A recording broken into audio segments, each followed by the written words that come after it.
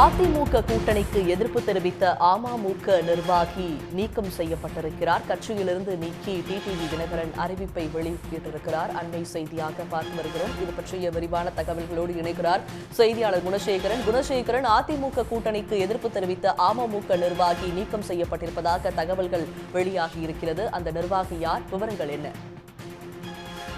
அம்மா மக்கள் முன்னேற்ற கழகத்தினுடைய துணை பொதுச் செயலாளராக இருக்கக்கூடிய எஸ்வி மாணிக்க ராஜா தற்பொழுது அமமுக கட்சியிலிருந்து அடிப்படை உறுப்பினர் என அனைத்து பொறுப்புகளில் இருந்தும் அவர் நீக்கப்பட்டிருக்கிறார். கடந்த 2 தினங்களுக்கு முன்னதாக தேசிய ஜனநாயக கூட்டணியில் அமமுக கட்சியினை கூட்டணியில் இணைத்ததற்காக எதிர்ப்பு தெரிவித்தும், அதே போல அமமுக என்ற கட்சி எடப்பாடி பழனிசாமிக்கு எதிராகவும் அதே போல அதிமுகவுக்கு எதிராகவும் தொடங்கப்பட்ட கட்சி. அந்த கட்சியை அமமுக தற்பொழுது தேசிய ஜனநாயக கூட்டணி அதிமுக தலைமையில் கூட்டணியில் இணைந்திருப்பதற்கு அதிருப்தி இருந்ததாகவும், அதனைத் தொடர்ந்து அதற்கு எதிர்ப்பு தெரிவித்து டிடிவி தினகரனுக்கு எதிர்ப்பு தெரிவித்து தன்னை திமுகவில் இணைத்துக் கொள்வதற்கான முயற்சியில் அவர் ஈடுபட்டிருந்தார். இந்த நிலையில் அவர் தற்பொழுது கட்சியிலிருந்து நீக்கப்பட்டிருக்கிறார். அந்த காரணத்தினால் தற்பொழுது அம்மா மக்கள் முன்னேற்ற கழகத்திலிருந்து அறிவிப்பு வெளியாகி இருக்கிறது.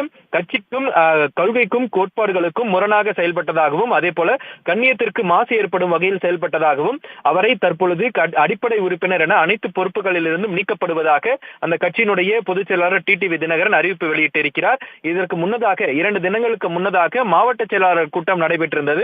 அந்த மாவட்ட செயலாளர் கூட்டத்தினையும் புறக்கணித்திருந்த நிலையில் இன்றைய தினம் அவர் திமுகவில் சேர இருப்பதாக தகவல் வெளியாகி இருந்த நிலையில் அவர் தற்பொழுது அமமுக கட்சியிலிருந்து துணை பொதுச் செயலாளர் அடிப்படை உறுப்பினர் என அனைத்து பொறுப்புகளில் இருந்தும் நீக்கப்பட்டிருக்கிறார். விவரங்களை வழங்கியமைக்கு நன்றி குணசேகரன். உடனுக்குடன் செய்திகளை தெரிந்து கொள்ள சன் நியூஸ் பெல் ஐகானை கிளிக் பண்ணுங்க.